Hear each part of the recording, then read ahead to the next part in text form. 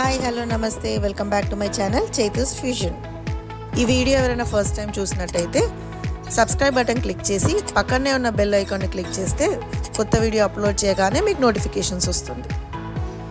ఈరోజు మన ఛానల్లో నో ఫైర్ కుకింగ్, ఎంతో సాఫ్ట్గా టేస్టీగా ఫ్లఫీగా ఉండే బ్రెడ్తో చంచం లాంటి టేస్ట్ వచ్చే డెజర్ట్ ఏంటో ఎలా చేయాలో చూద్దామా.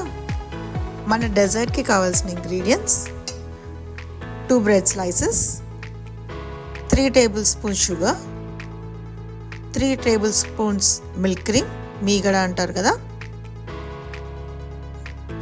1/2 స్పూన్ ఏదైనా food colour, 3 table spoons milk powder, సన్నగా తురిమిన కోకోనట్ లేకపోతే డెసికేటెడ్ కోకోనట్ అని మనకు సూపర్ మార్కెట్లో దొరుకుతుంది, ఫైన్లీ చాప్డ్ డ్రై ఫ్రూట్స్. మరి ప్రాసెస్లోకి వెళ్ళిపోదామా.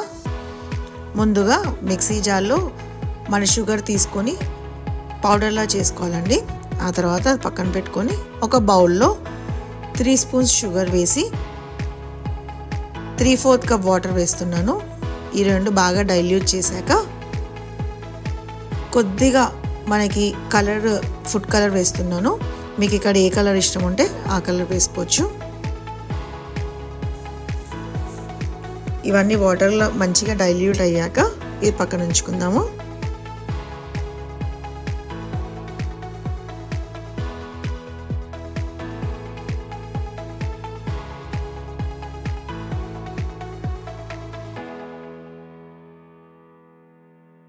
ఆ తర్వాత మరో చిన్న బౌల్ తీసుకొని అందులో 3 స్పూన్స్ మిల్క్ పౌడర్, మన మీగడ 3 స్పూన్స్,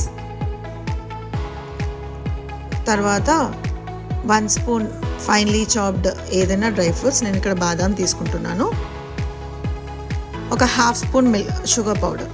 ఇవన్నీ బాగా కలుపుకొని పక్కన ఉంచుకుందాం.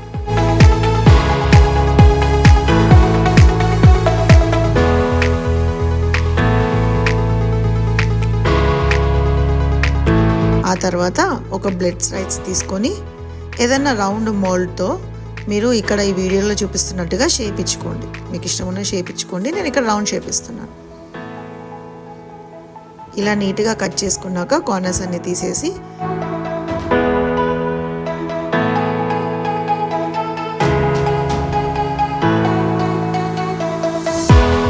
ఇప్పుడు ఈ షేప్లో మన మీగడ ఫిల్లింగ్ ఉంది కదా, అది వేసి బాగా స్ప్రెడ్ చేస్తున్నాను.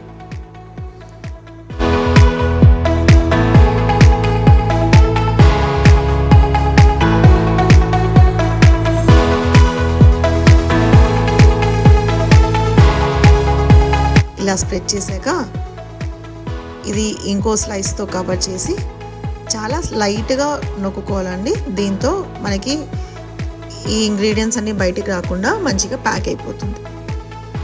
ఏదైనా సైడ్ నుంచి ఎక్సెస్ ఉంటే తీసేసి చాలా స్లైట్గా నొక్కుంటే టైట్గా ఉంటుంది.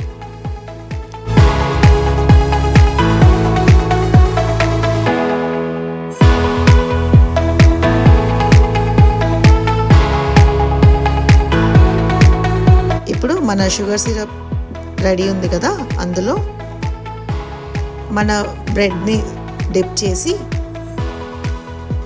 రెండు వైపులా డిప్ చేసి లైట్గా నొక్కితే ఎక్సెస్ వాటర్ అంతా బయటికి వచ్చేస్తుంది.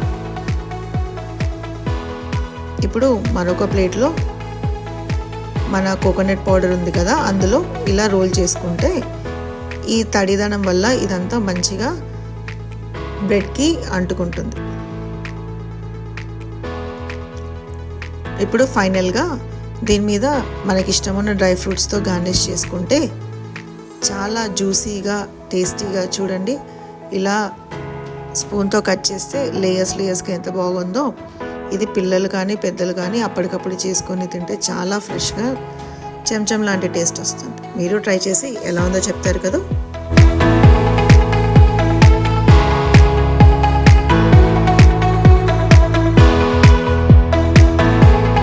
ఈ వీడియో కనుక మీకు నచ్చినట్టయితే లైక్ చేసి మీ ఫ్యామిలీ అండ్ ఫ్రెండ్స్కి షేర్ చేయండి.